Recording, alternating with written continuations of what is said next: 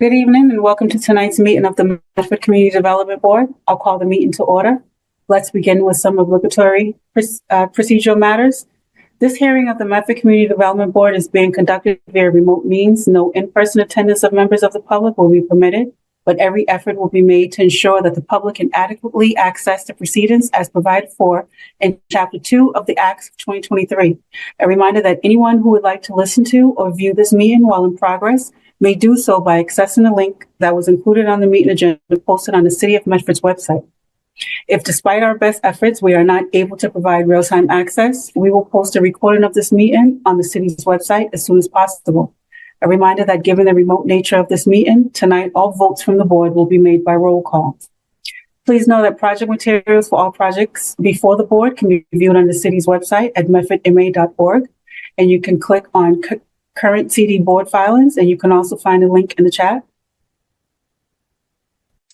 I am going to do roll call attendance for the board. Vice Chair Emily Hederman. Present. Peter Cowles. Present. Ari Fishman. Present. Adam Behrens. Present. Annie Strain. Present. Ben Lavalley. Present. And myself, Jackie McPherson. Danielle, can you introduce any staff on the call? Yes, thank you, Madam Chair. I'm Danielle Evans, Senior Planner. With us tonight is Alicia Hunt, the Director of Planning, Development, Sustainability. We also have Sal DiStefano, who is the Director of Economic Development, Jessica Martinez, who is our Economic Development Planner, and I think that is everyone from city staff tonight. Thank you very much. So the first item on our agenda this evening was to be 21 St. Clair Road, which is a site plan review for a Dover Amendment use. The applicant has provided a written request to continue the public hearing to 12/18/24. So I will need a motion to continue to 12/18/24 for 21 St. Clair Road. I'll make a motion to continue without prejudice. Second. I'll second that continuance. We did get a second already. So it was Vice Chair Emily Hederman first, and then Ari. Ari. Okay, Vice Chair Emily Hederman. Aye. Peter Cowles.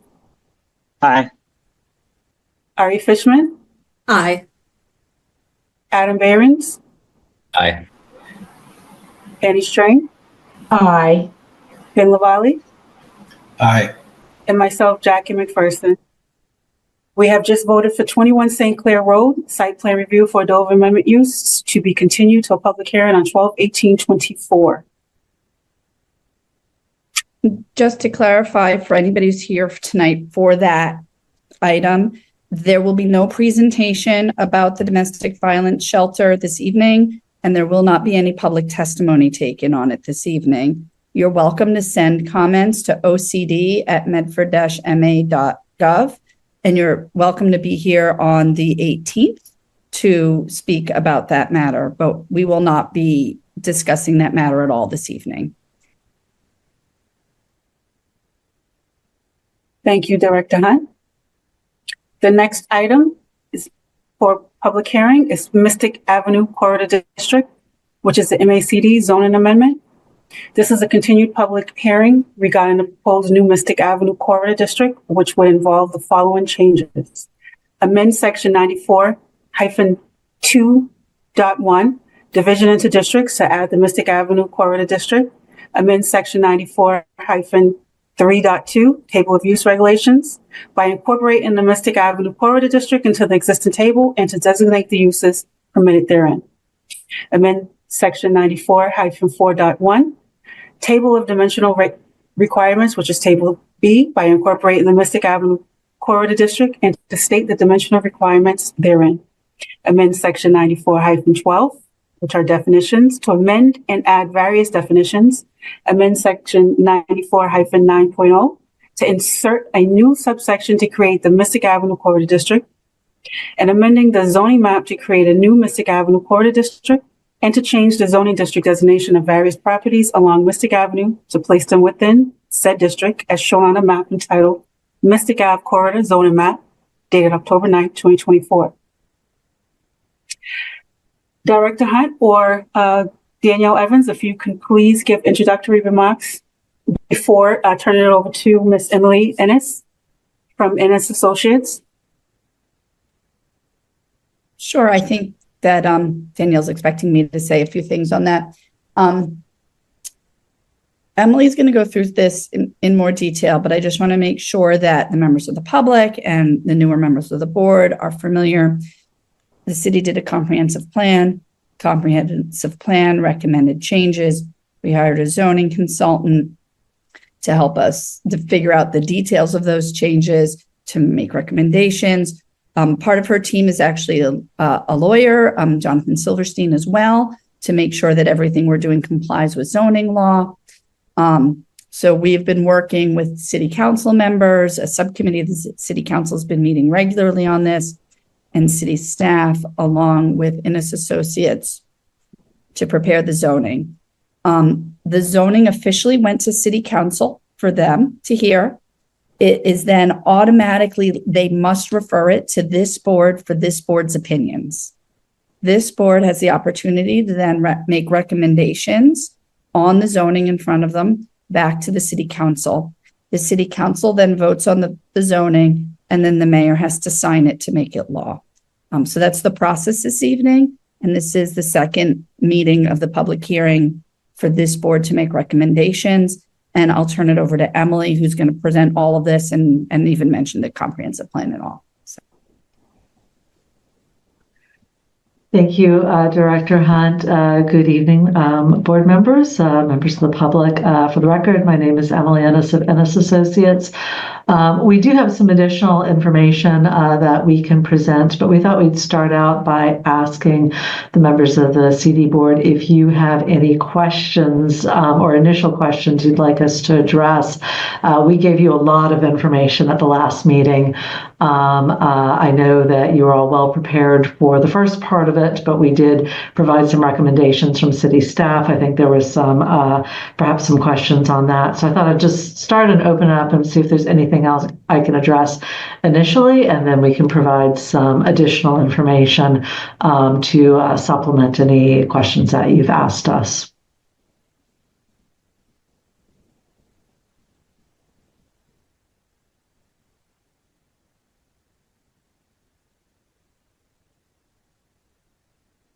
Does the board have any other questions at this point?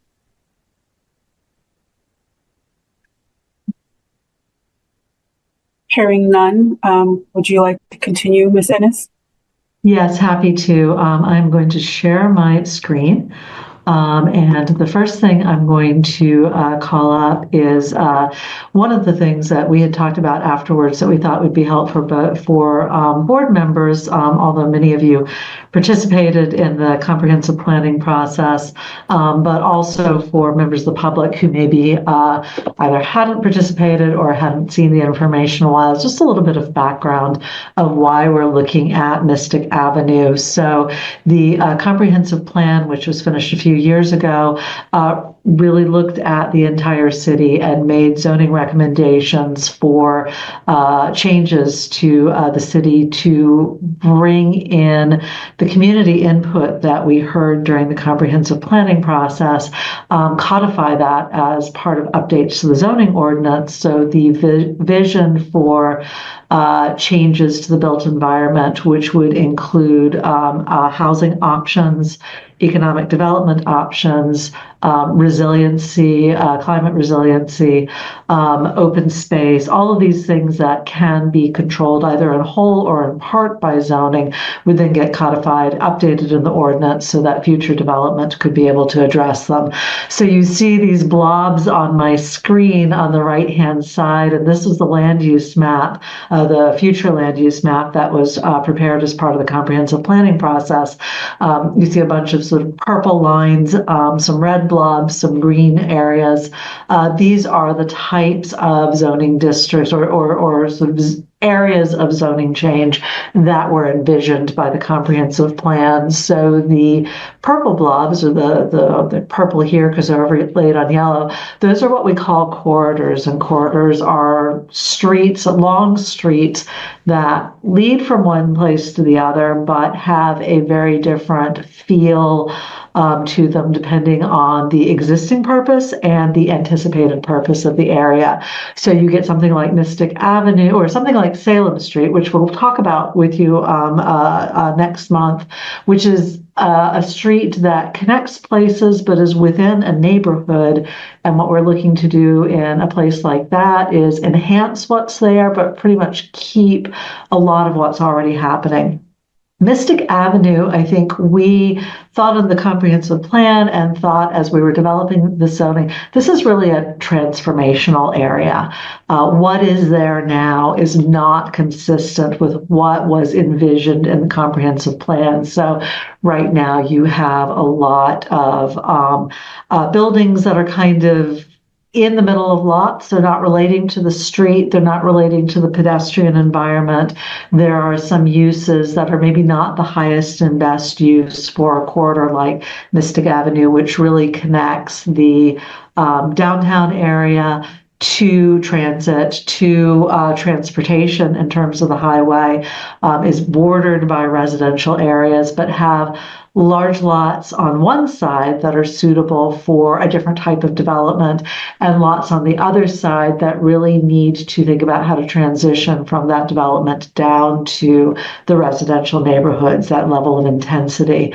And so in thinking about what makes a walkable corridor a corridor that can address very different conditions along its length, that's where the zoning proposal that is in front of you, in front of the City Council, comes from.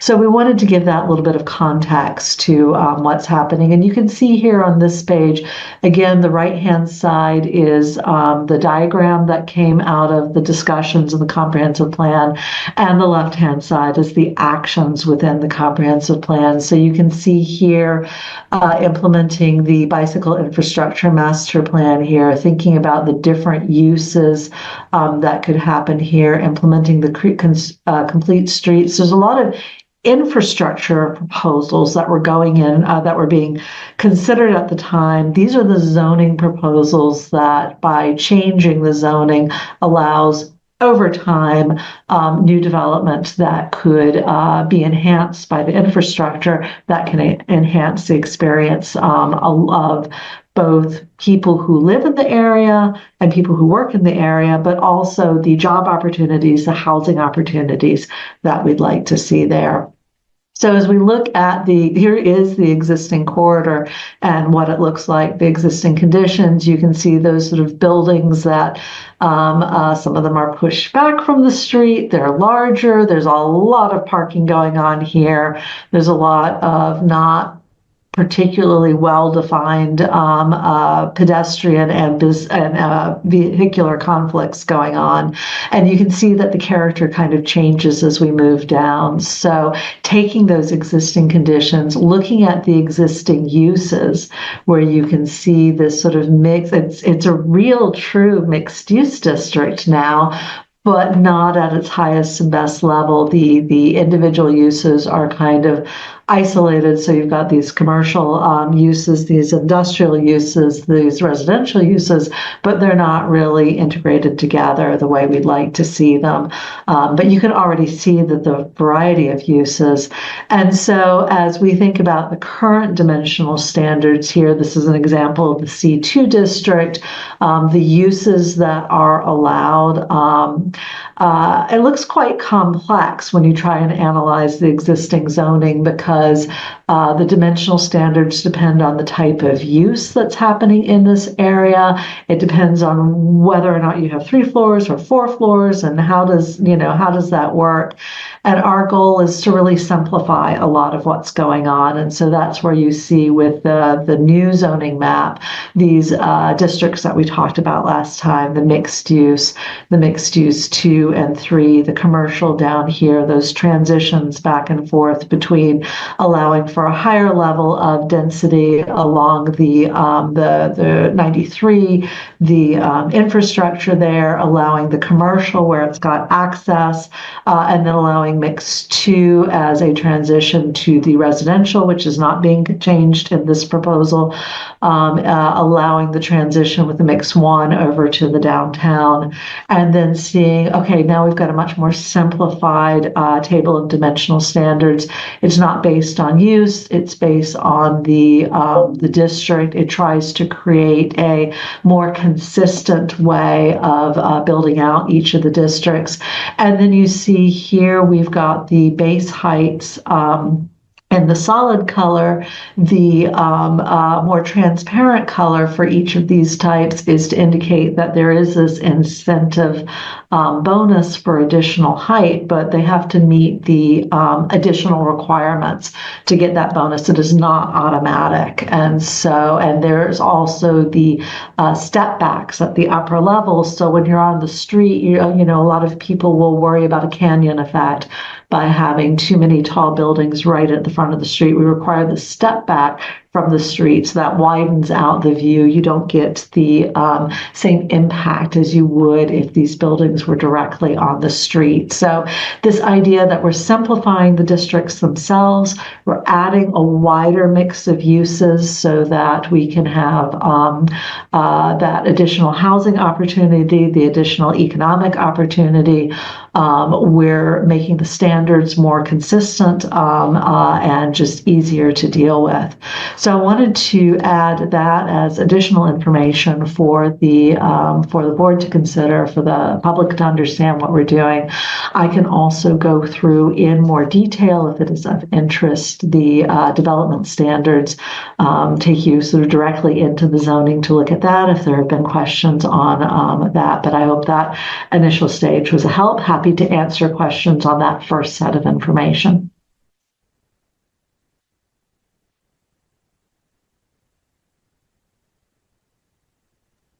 Thank you very much, Ms. Innes. Does the board have any questions before I open it up to the public?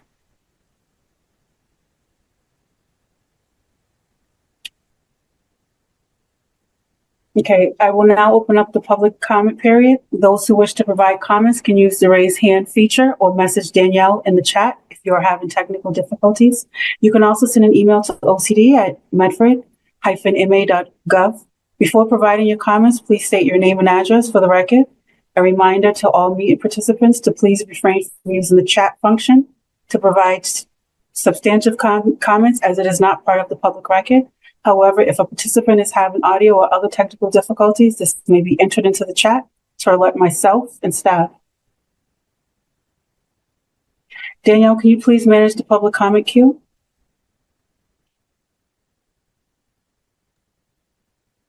Yes.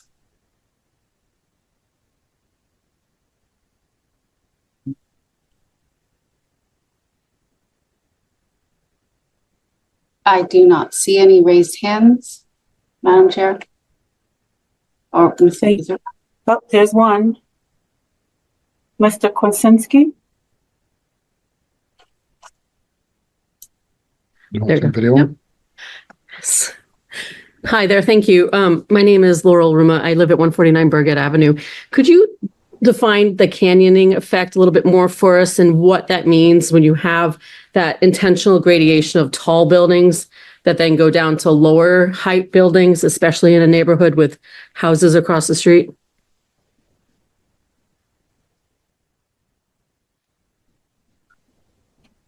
With the permission of the chair, I'd be happy to. Yes. Okay. Please listen. Okay. So when we think of the canyoning effect, or the canyoning effect that people have been concerned about, it tends to be when you have quite narrow streets and taller buildings right up to the lot line, that can present a canyon effect.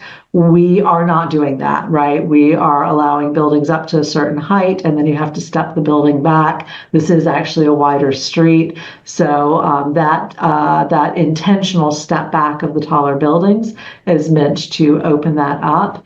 And then the idea of the other restrictions in terms of dimensional standards we're having the taller buildings on the side of the street that backs up to 93.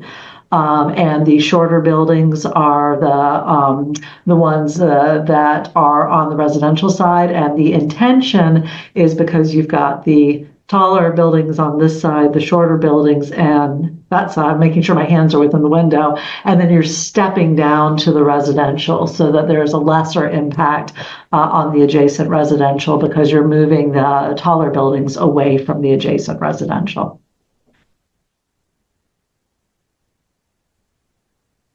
Thank you, Ms. Ennis. We have another hand.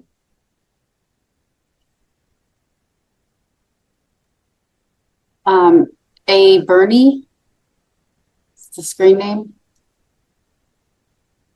I think you're calling me Amy Burness. I'm at 138 Burgett, and thank you for the information. It's very helpful. I think that's a great area of our town to be developed. The next topic, I am curious for where you say on the 93 side, what is the height level of the buildings that is permissible there versus on the residential side? Just pulling it up. So on the 93 side, that is the MX3 or the mixed use 3 district. The minimum height, the base height is 4 plus a tower of 6, which would be set back. So the base height would be 10 at that point. And then the maximum height would be 14, which is again that same 4, a step back to 10. The other side, the mixed use, is shorter. It's for 4 stories as base height, so you have that match of the base before the tower on the taller side, and then it can go up only to 6 stories there. Remembering too that they have to have the parcel size to be able to get up to 6 stories as well. But that again is with the incentive bonus. They have to match the specifics of the incentive bonus to get either of the higher heights. Great. Thank you for that information. Appreciate it. I'm done. Okay. Bye. Thank you. And thank you, Ms. Ennis. I believe that's all the, Danielle, correct me if I'm mistaken. I don't see any other. I don't see any other hands. Okay, I'm going to close the public comment period for this portion of the meeting, and I'll bring it back to the board for further questions or deliberations. Madam Chair, there was the portion, Emily hasn't presented the part where the changes that we're recommending from staff to what went in front of City Council. You mean in addition from the changes from last meeting? No, those changes, so that the board understands, because those would be recommendations from the board. Sorry, I'm gonna have to close the door out, my door. Right. She presented those at the last meeting.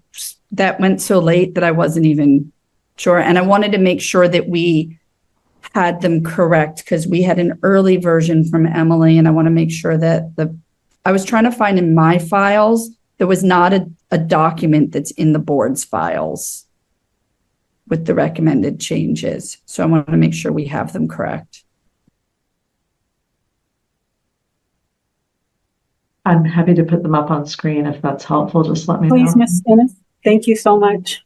Yeah. Let me just put that up now. So there are 3 recommendations. I'm going to show them to you first, and then I'll come back to go through in detail. One is actually, 2 of them are recommendations to change the development incentives. And the third is a height waiver recommendation to allow the possibility of changing the height. I'm going to deal with that first, and then we'll go back to the development incentives.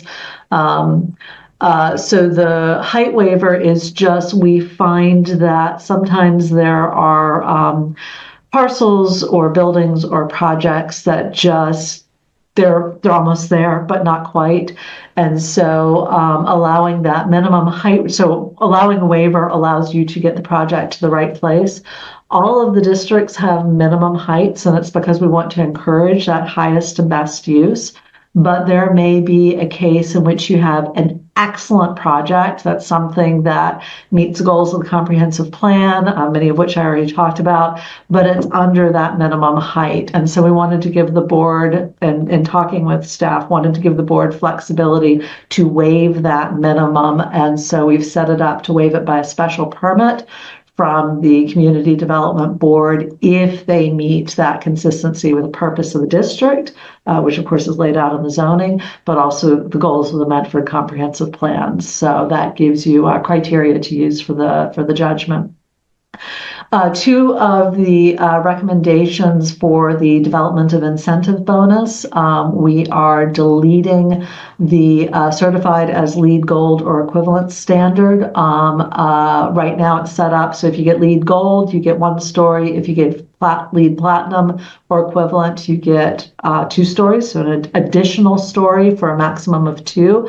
We're finding the LEED Gold or equivalent is kind of too easy to reach these days. So many are doing it. So we wanted to move it to LEED Platinum or equivalent to get to a single additional story. You want the incentives to be achievable, but not easy to achieve, right? Because we're looking for a public benefit from the incentives. The same thing, so these incentives were based on the Section 3A zoning from last year, and we had in that a provide active ground floor space at more than 75% of the ground floor. But in this case, in this particular district, that's actually a requirement for some of the districts. So it's not appropriate to have this as an incentive. So we're asking you to delete it. And then Before you go on, Emily, Yep. I realize that this doesn't have certifiable as opposed to certified. So it's both a technical thing That's and what it was, yes. general, that they can't actually get certified until the year after the building opens. Right. So it's certifiable, yes. Right. And in fact, it's less important to the city that they literally get that certificate so much as that they show us that they've met all the requirements to be able to get the certificate. So That's right. I think we made that discussion after we created this. So yes, the board should know that this word should be certifiable as certifiable as LEED Platinum or equivalent standard. So, and we also did that because it used to be that LEED was the only standard. There are also many other standards that would meet city goals. So that's why we put the equivalent standard. And then the final change, and this is a little bit more complex, you will see if you look at the original zoning that we proposed that there's 2 possible incentives related to affordability. We felt in discussions collectively that the way that was worded was confusing. And so it looks more complex because it's a table, but in fact, by giving the specific incentives, it allows you to actually see what's being required, and it also makes it clear the difference between the project types. So the on the left-hand side, where we have the number of lots or units in the proposed projects, these divisions, 10 to 24, 25 to 49, 50 plus, are what exists in your current affordability requirements, and the minimum percentage of affordable units at 80% AMI, which is the second column from the left, is again, that's what's existing in your inclusionary zoning. So what we did was we broke it out for 1 additional floor in the first incentive bonus.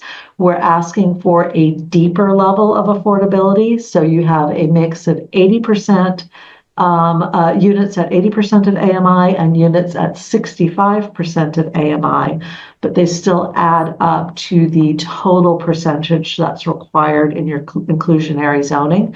And if you give a deeper level, the 65% AMI, you get 2 additional floors. The second incentive is about the number of affordable units. So you have your minimum percentage at 80% AMI.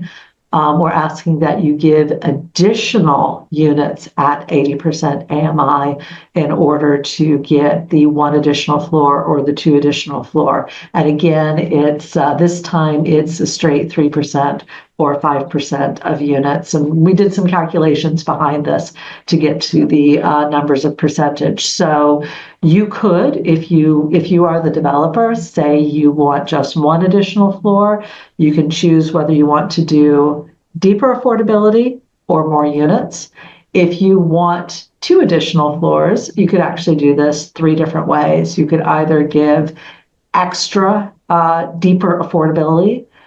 So you're going for more units that are more affordable. You could do the additional required units. So you could go greater than the number of required units. So that's option 2. Or you could do 1 floor deeper affordability and 1 floor more units. So that gives them flexibility in looking at the financing of how they have to do the units to choose which methods that they want to use to achieve the incentive.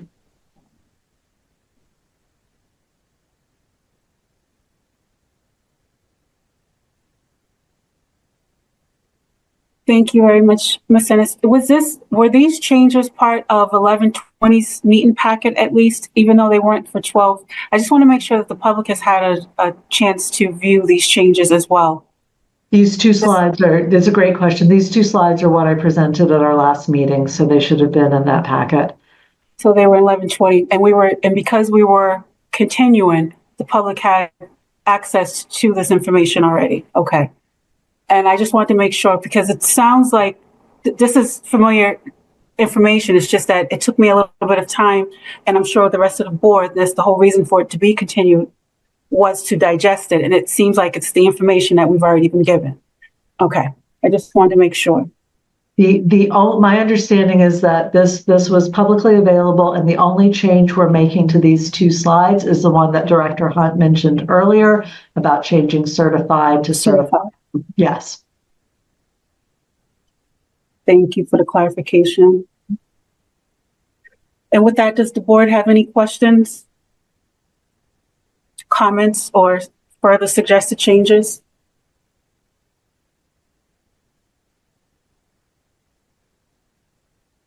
I have one, Jackie. Yes, please, Adam Behrens. Just to try to form the right mental model for the city's objective for the corridor and for the incentive bonus.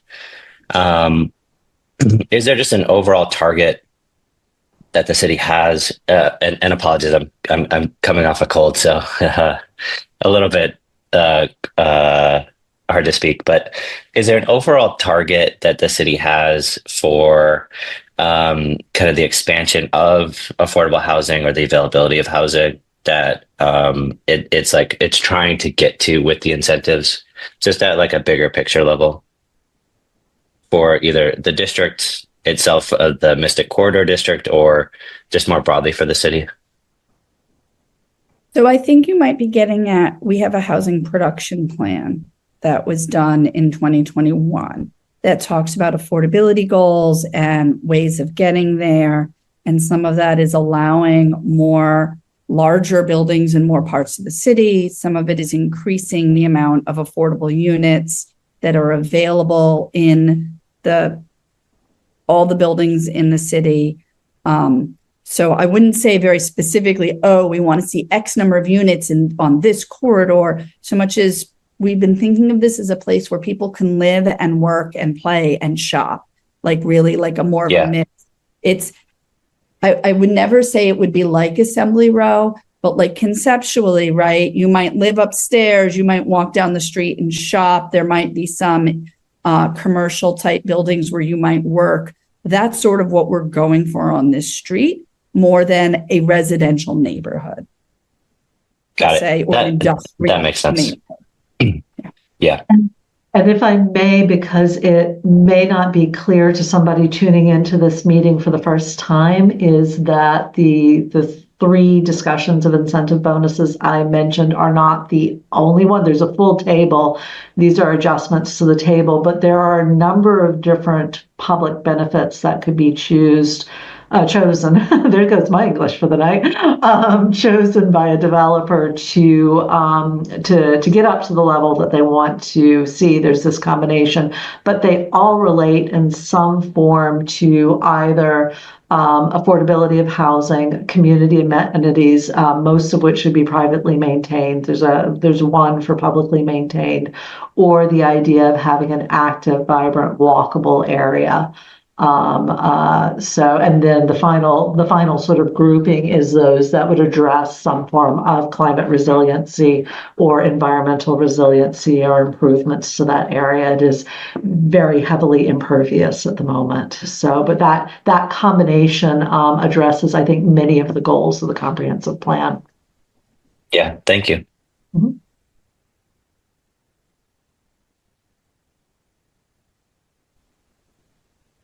I see raised hands, but we've already closed the public comment period, but I'm not sure if I should backtrack based on the new information that the public may think was provided.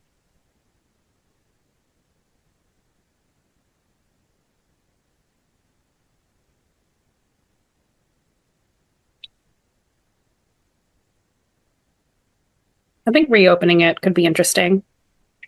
Yeah. Yeah, I'd support that, Jackie. Do we need to make a motion to reopen? I'm not sure if it's at the discretion of the chair, but Danielle, can you please allow Miss or Mr. Alex Hackman to speak? Sure. All right, you should be able to unmute yourself, Mr. Hackman or Ms. Hackman. All right. Hi, everybody. Can you hear me okay? Yes.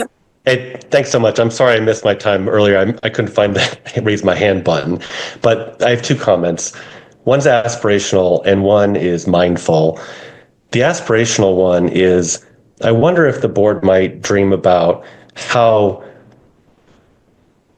really state-of-the-art public transportation could enhance this corridor. We have buses, which are great. You're going to have new bike lanes, which are great. But could you dream differently about something like a trolley that runs down the middle of this way over widened street, something that really encourages vibrancy of this new zone? So that's the aspirational. I just want to plant that seed. The mindful comes in response to the climate resilience comment from Emily. And by the way, Alex Hackman, 71 Hume Avenue. The climate resiliency talk, Emily, great presentation. I'm very supportive of this density. I just want to point out that we're at elevation 9 or 8 along this stretch. There will be a time in the future when the ocean overtops the Amelia Earhart dams, whether it's storm events or sea level rise. And I think ahead to 100 years from now, when the city is going to be faced with removing these buildings. This is the former wetland of the Mystic River. There will be a time when we are underwater here. Would the city ever be very progressive and consider things like bonds for future building removals 100 years from now? Thank you for taking my comments. Thank you very much, Mr. Hackman.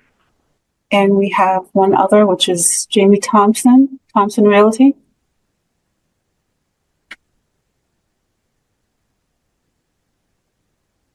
Good evening, everyone. Thank you for opening that up. I did just want to ask for some clarification on the new information, just for the public. If you could qualify the area median income at 80% and 65% based on that incentive slide, what those dollar values would be.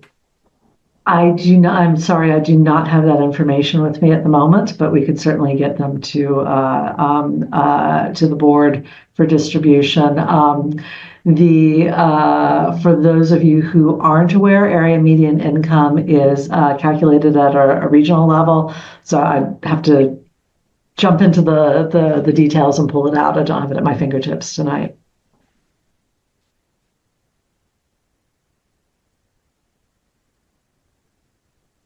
I see Danielle's hand up. So Danielle?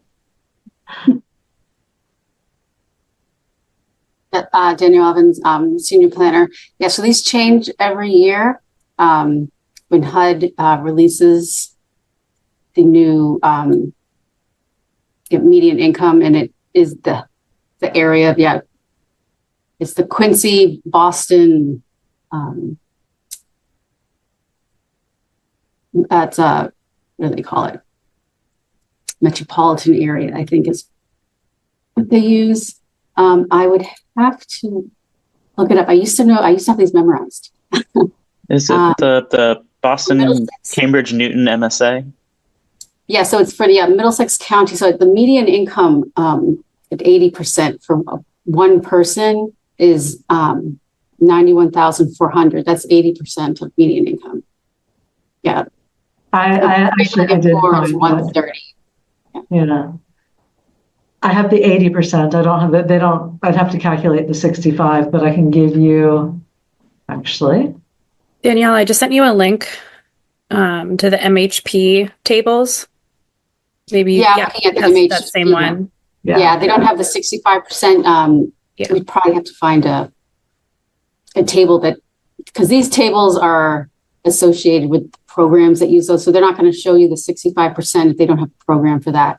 So, but just so people can see, here's Medford under the Middlesex County one. This is the Mass Housing Partnership. Here's the 80% income by household size. So as Danielle said, 91,400 for a family or household rather of one, all the way up to a household of 8. I think much of the time we look at sort of a household or 3 or 4 when we're just doing a quick table, but that's the current 2024 information.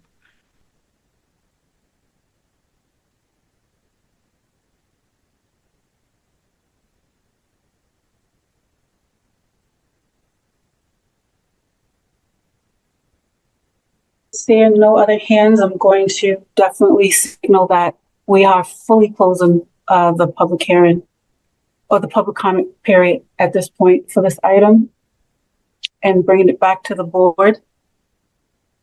If there's any further questions.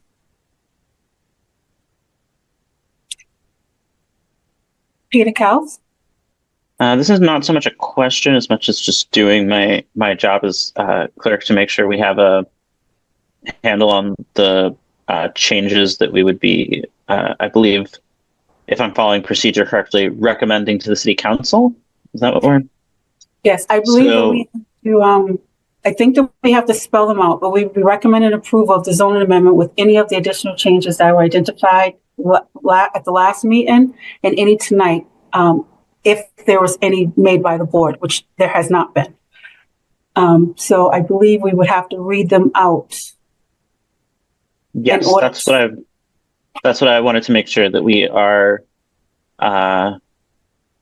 removing the LEED Gold standard from the development incentive bonus table, removing the active ground floor use from the development incentive table for this district, adding the height waiver as a special permit for this district, and add the modified table of affordability requirements as presented. And then changing certified. And change certified to certifiable. Yes. If it is helpful to the board, I did make the change on the slides, so I can, if you do need to read them out in full, I can put them back up at any point that you need them, so you have the correct text. That would be helpful for me when I do the actual motion, Ms. Dennis. Thank you. Vice Chair Emily Hederman. Yeah, just pick a quick point of clarification. It was remove the LEED Gold certifiability, but add in the LEED Platinum certifiability. I think I understood it as, I understood the language is remove the LEED Gold, but the LEED Platinum is already there. Okay. Yes, the LEED Platinum is there for 2 stories. So the recommendation is to change LEED Platinum from 2 stories to 1 and make it certifiable instead of certified. Got it. Great. Thank you. Appreciate the Just want to make sure the language is correct. Yeah. Right. Seeing no other comments, Ms. Ennis, if you can please put up the changes and I will ask for a motion.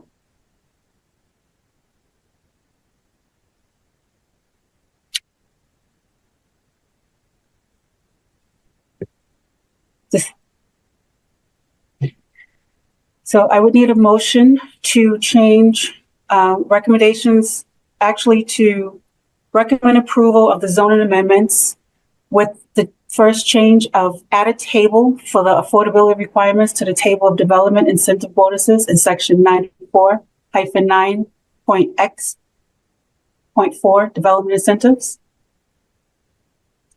Second change, delete from the table of development incentive bonuses in section 94-9.x.4 development incentives to certified as LEED Gold or equivalent standard and modify certifiable as LEED Platinum or equivalent standard to 1 additional story. Delete number 3, delete from the table of development incentive bonuses in section 94-9.x.4 development incentives, provide active ground floor space at more than 75% of the ground floor. And 4, add to section 94-9.x.3 dimensional requirements and waivers. I, height waiver 2, the minimum height requirement may be waived by a special permit from the Community Development Board for projects that are consistent with the purpose of the district and the goals of the Medford Comprehensive Plan. So moves. And a second? I second. Total roll call, Vice Chair Emily Hederman, Aye. Peter Cowles, Aye. Oh, wait. I don't think I can vote, right? Because I wasn't here for the first part. I'll say aye and then we'll figure it out later. Sorry. yeah, that's right, you weren't part of the, yes, thank you. Peter Cowles, Aye. Ari Fishman, Aye. Annie Strain, Aye. Adam Behrens, Aye. Ben Lavalley, Aye. and myself, Jackie McPherson. I'm an aye, and I believe we have quorum even without Vice Chair Emily Hederman. Vote. Thank you very much, Ms. Ennis, and have a great evening. You as Thank well. you for your patience with us.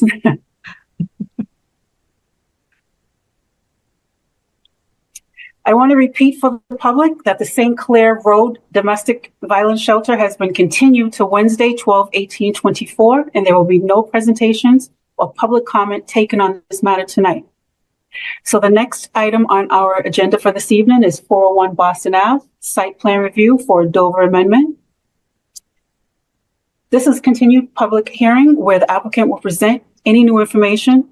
The public will have an opportunity to provide comments on the new information later in the public hearing. I'm going to ask the proponent, I don't see Rocco. I'm here, Madam Chair. Hi, hello, how are you this evening? Good, Matt. Good, Jackie. How are you? Pretty good, thank you so much. All right, I'm going to give you the floor to present any new information. Thank you, Madam Chair. Good evening. My name is Rocco DeRico, and I'm the Executive Director of Government and Community Relations at Tufts University. Tufts University is a mission-driven nonprofit organization that educates more than 6,000 students on our campus, and a key part of that mission is providing housing to our students. As we discussed at the previous meeting, this project meets a lot of the city's and the university's shared goals: on-campus housing, mixed-use development, transit-oriented design, and energy-efficient building, and it will meet the city's new stretch energy code. I think also importantly, it will revitalize a key section of Boston Avenue, which currently serves as a gateway to Medford for people as they step off the Green Line.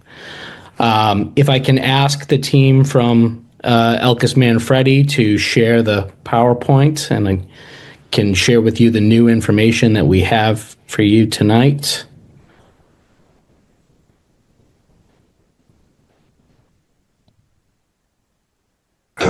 We'll need permission.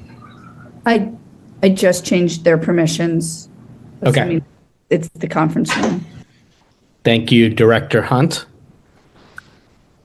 If we can go to the next slide. So I am here with my colleagues from Tufts University, Capstone Development Partners, who is the developer for this project.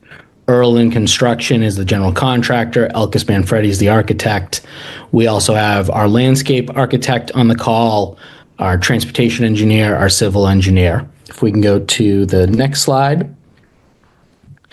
So we have spent the last 6 months meeting with neighbors, elected officials, city department heads, and other key stakeholders.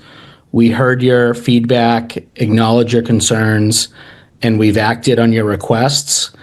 We hear what you're saying, we value your input, and we are continuing to improve the project. We can go to the next slide.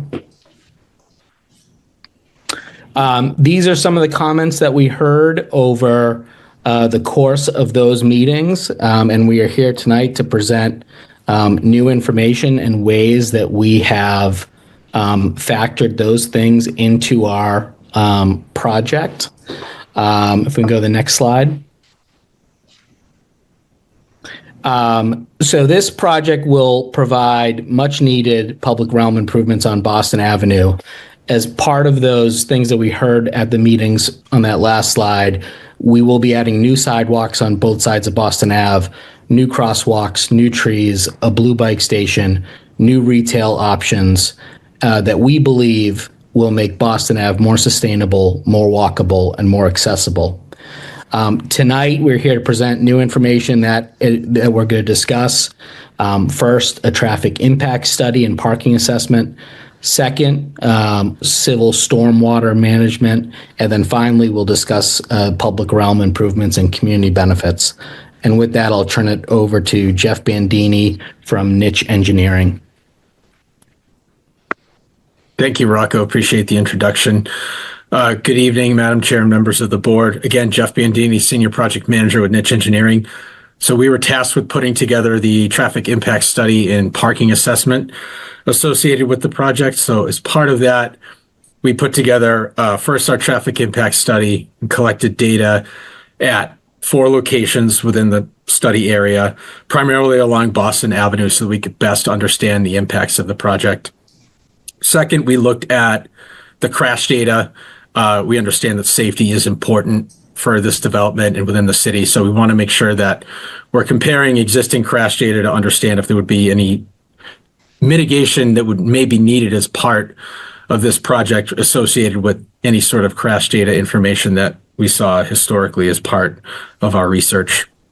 We looked at the Institute of Transportation Engineers trip generation for full build out of a project of this size and scope. We understand that ITE trip generation in this project, you know, as much as ITE is a good, historical, brings historical value to what this building means in terms of size and use. Its location on the Tufts University campus provides a little bit of a unique perspective from a traffic and parking study perspective, which I'll get into a little bit in the preceding slides. But basically, we applied the full ITE trip generation to this project to understand what the full build out of that would mean, and again, what associated impacts that would be as part of the project.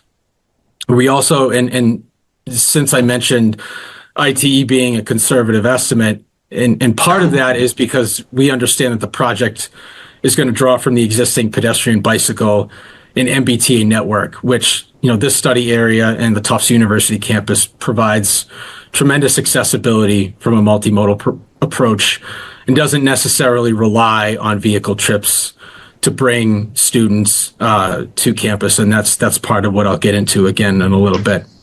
So I mentioned the ITE trip generation. So essentially what that would mean is a nominal increase in vehicle trips if you use the ITE conservative numbers, but again, suggesting that the project is anticipated to draw a lot of those trips from the multimodal realm. Next slide, please. So this is just a little bit on the parking assessment. So as part of the traffic impact study, the project site would incorporate part of the Hill Hall parking lot, which right now is 80 spaces. During our traffic impact study, and during a Nelson Nygaard study that was conducted, parking study that was conducted recently.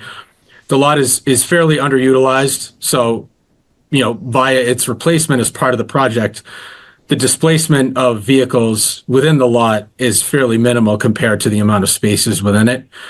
As part of our coordination with Tufts University and our research into the parking assessment, 11% of juniors and seniors have parking passes. So we use that number to assess what that would mean in terms of potential future capacity that's needed as part of the project. Right now, freshmen and sophomore students by policy are not permitted to park on campus. As part of the coordination with Tufts, we found that freshmen and sophomores right now are parking on campus due to a loophole in being able to sign up for parking passes, which Tufts is committed to updating their system and compliance so that we can decrease the number of freshmen and sophomores parking on campus. And then that way, some of that displacement will lead into additional parking capacity that would be permitted for use by additional vehicles associated with the project.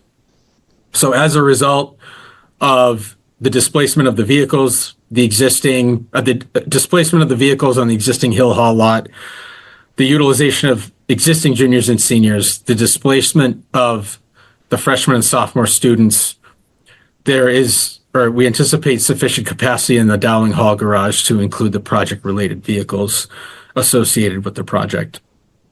Furthermore, I know it's an ongoing discussion with the university is certainly committed to monitoring parking demand, in the future and is willing to adjust its existing policy as the current capacity and demand fluctuates as part of the project and other projects in the vicinity of the campus. Next slide, please. So here's a parking map that was put together as part of the Nelson Nygaard study, which I mentioned, and Nelson Nygaard conducted the study back in October.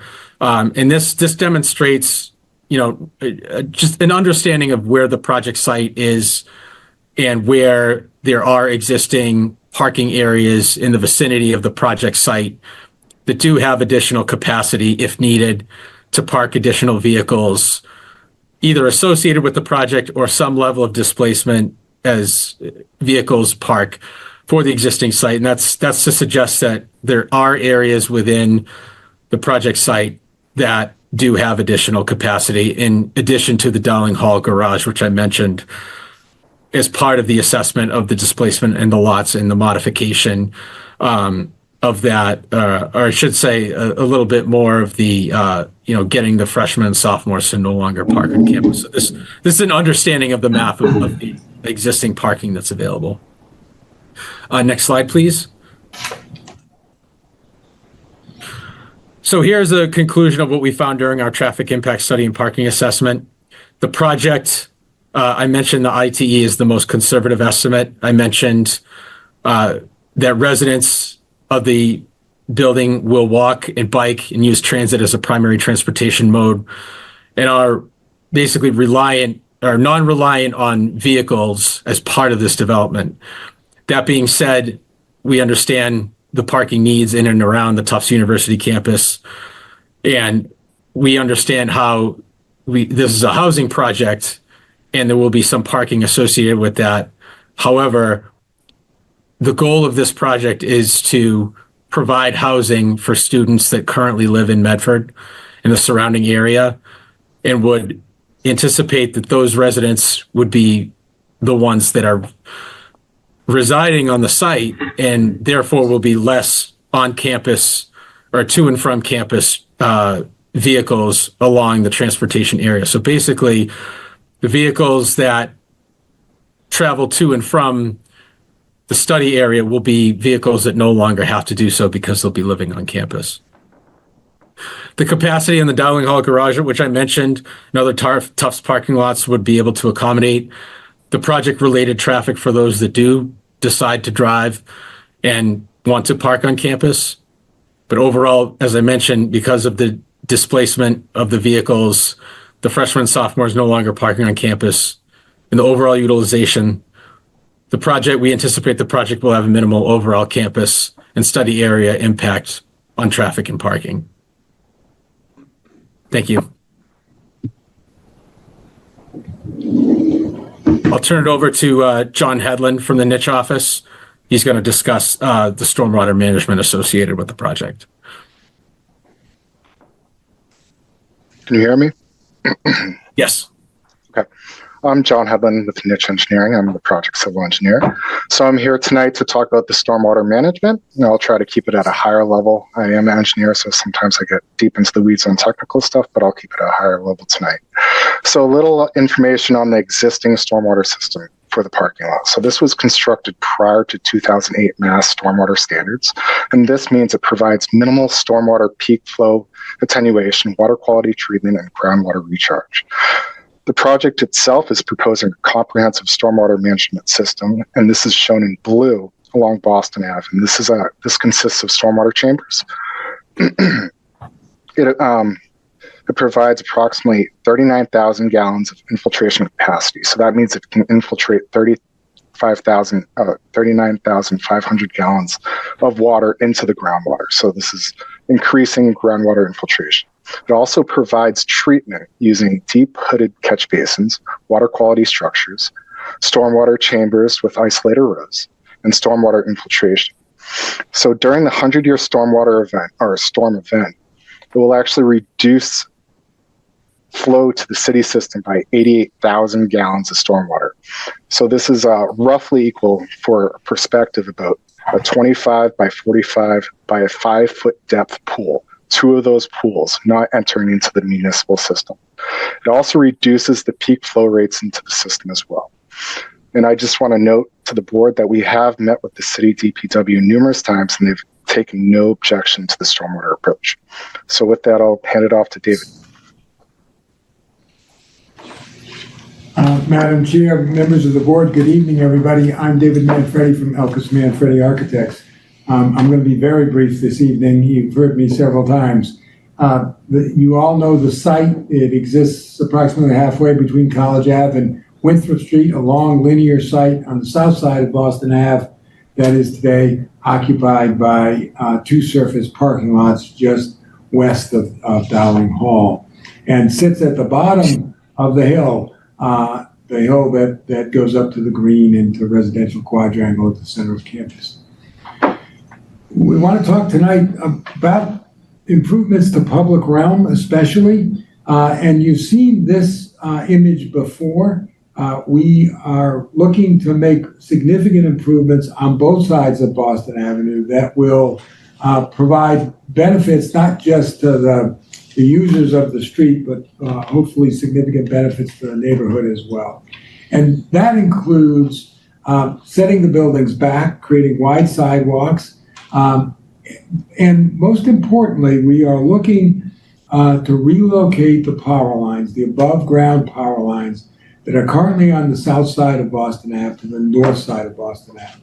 That will allow us first to remove what is not a particularly attractive utility, but secondly, to plant real street trees, to create what we call a complete street, meaning with a landscape zone, mature street trees, wide sidewalks, approximately 22 feet from curb to face the building for that entire stretch on the south side of the street from Dowling Hall to University Ave.